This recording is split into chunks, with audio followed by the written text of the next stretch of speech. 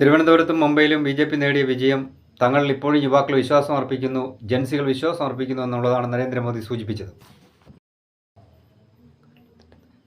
കേരളത്തിൻ്റെ തലസ്ഥാനമായ തിരുവനന്തപുരത്ത് പതിറ്റാണ്ടുകൾ ഇടതുപക്ഷം ഭരണം നടത്തിയ കോർപ്പറേഷൻ ബി.ജെ.പി. തിരിച്ചുപിടിച്ചത് വലിയൊരു മാറ്റത്തിന് തുടക്കമാണെന്നും കേരളത്തിൻ്റെ രാഷ്ട്രീയ ഭൂപടത്തിൽ അത് വലിയൊരു ചലനമുണ്ടാക്കുമെന്നും നരേന്ദ്രമോദി വിശേഷിപ്പിക്കുകയുണ്ടായി.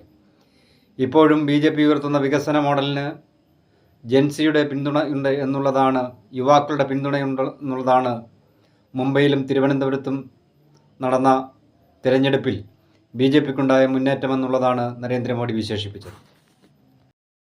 എന്നാൽ പ്രതിപക്ഷം ഈ വാദങ്ങളെ തള്ളിക്കളയുകയാണ്. ഇതൊരു താൽക്കാലിക പ്രതിഭാസം മാത്രമാണ്. ജനങ്ങളെ ഭിന്നിപ്പിച്ച് വോട്ട് നേടുക എന്ന തന്ത്രം മാത്രമാണ് ഇതിൻ്റെ പിന്നിലുണ്ടായത് എന്നാണ് പ്രതിപക്ഷം ആരോപിക്കപ്പെടുന്നത്. തിരുവനന്തപുരം നഗരമേഖലയിൽ ബി.ജെ.പിക്ക് വിജയമുണ്ടായി എന്നുള്ളതൊരു യാഥാർത്ഥ്യമാണ്. പക്ഷേ ഗ്രാമീണ മേഖലകളെടുത്ത് പരിശോധിക്കുമ്പോൾ എൽ.ഡി.എഫിനും യു.ഡി.എഫിനും ശക്തമായ മുന്നേറ്റം ഗ്രാമീണ മേഖലയിൽ ഉണ്ടാക്കാൻ കഴിഞ്ഞിട്ടുണ്ട്.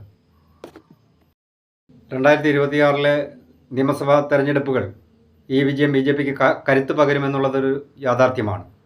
പക്ഷേ പ്രതിപക്ഷം ശക്തമായി തിരിച്ചു വരുമെന്നാണ് എൽ.ഡി.എഫ് നേതാക്കളും യു.ഡി.എഫ് നേതാക്കളും പറയുന്നത്, അർത്ഥശങ്കയ്ക്ക് ഇടയില്ലാതെ. നരേന്ദ്രമോദിയുടെ പ്രസ്താവനയിലൂടെ ഈ രാജ്യത്തെ യുവാക്കളുടെ തൊഴിലില്ലായ്മ അഡ്രസ്സ് ചെയ്യാതെ ജൻസികൾ, യുവാക്കൾ തങ്ങളുടെ വികസന മോഡലിനെയും അതുപോലെ യുവാക്കളുടെ അഭിരുചിക്കനുസരിച്ച് രാജ്യത്തെ പടുത്തുയർത്താൻ കഴിഞ്ഞു എന്നുള്ളത് അവർ വിശ്വസിക്കുന്നു എന്ന് പറയുന്നത് ഒരു അധികപ്പറ്റാണ് എന്ന് നമുക്ക് തോന്നുകയാണ്.